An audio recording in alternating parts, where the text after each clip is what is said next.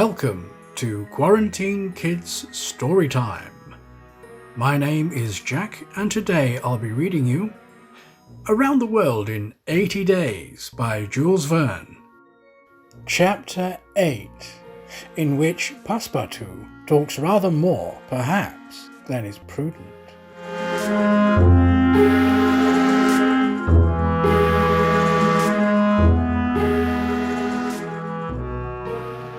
Fix rejoined Passepartout, who was lounging and looking about on the quay, as if he did not feel that he, at least, was obliged not to see anything.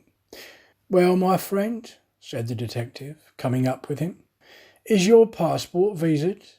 "Ah, it's you, is it, monsieur?" responded Passepartout. "Thanks, yes. The passport is all right. And you are looking about you?"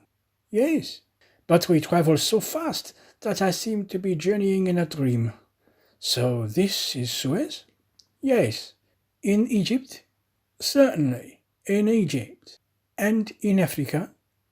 "In Africa." "In Africa. Just think, monsieur, I had no idea that we should go farther than Paris, and all that I saw of Paris was between 20 minutes past 7 and 20 minutes before 9 in the morning, between the Northern and the Lyon stations, through the windows of a car and in the driving rain. How I regret not having seen once more Père Lachaise and the circus in the Champs-Élysées." "Are you in a great hurry, then?" "I am not, but my master is. By the way, I must buy some shoes and shirts. We came away with our trunks, only a carpet bag." "I will show you an excellent shop for getting what you want." "Really, monsieur? You are very kind." And they walked off together, Passepartout chatting volubly as they went along. "Above all," he said, "don't let me lose the steamer. You have plenty of time. It's only 12 o'clock. Passepartout pulled out his big watch.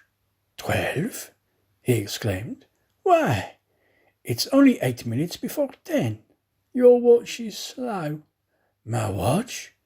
"A family watch, monsieur, which has come down from my great-grandfather. It doesn't vary 5 minutes in a year. It is a perfect chronometer. Look, you." "I see how it is," said Fix. "You have kept London time, which is 2 hours behind that of Suez. You ought to regulate your watch at noon in each country." "I regulate my watch? Never!"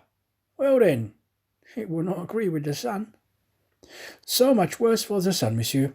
The sun would be wrong then." And the worthy fellow returned the watch to its fob with a defiant gesture. After a few minutes' silence, Fix resumed. "You left London hastily, then?" "I rather think so. Last Friday at 8 o'clock in the evening, Monsieur Fogg came home from his club, and 3/4 of an hour afterwards we were off." "But where is your master going?" "Always straight ahead. He is going around the world." "Round the world?" cried Fix. "Yes, in 80 days. He says it is on a wager, but between us, I don't believe a word of it. That wouldn't be common sense. There's something else in the wind." "Ah, Mr. Fogg is a character, is he?" "I would say he was." "Is he rich?"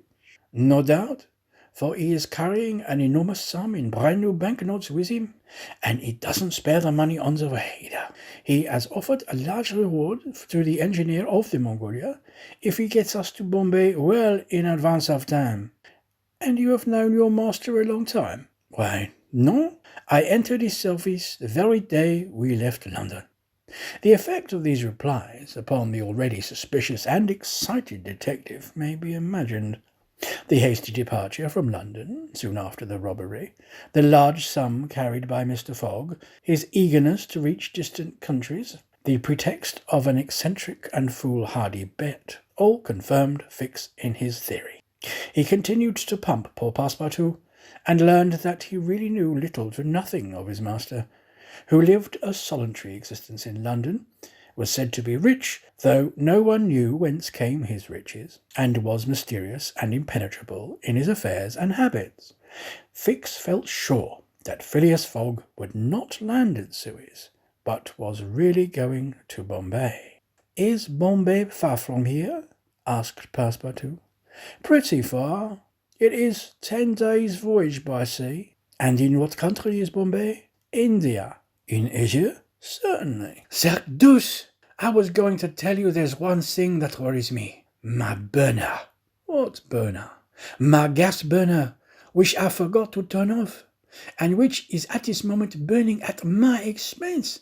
I have calculated, monsieur, that I lose 2 shillings every 24 hours, exactly 6 pence more than I earn, and you will understand that the longer our journey—" Did Fix pay any attention to Passepartout's trouble about the gas?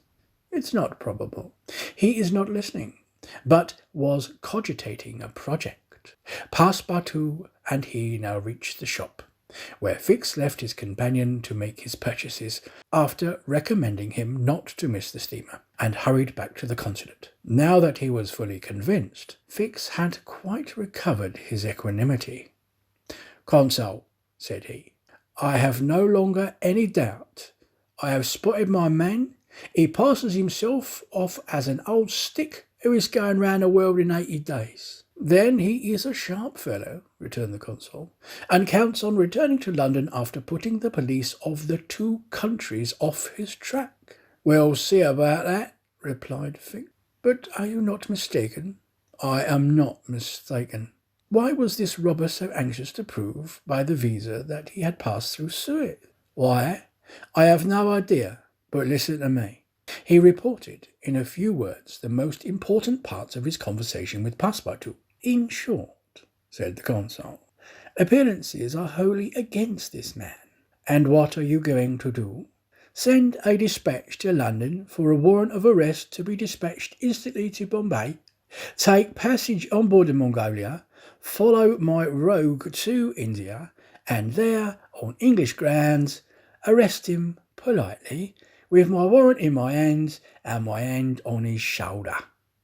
Having uttered these words with a cool, careless air, the detective took leave of the consul, and repaired to the telegraph office, whence he sent the dispatch which we have seen to be the London police office.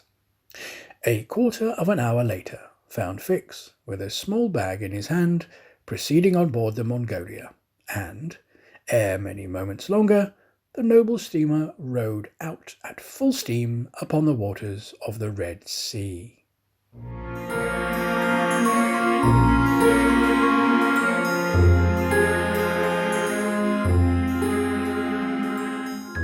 That was Chapter 8 of Around the World in 80 Days by Jules Verne, read by me, Jack, for Quarantine Kids Storytime.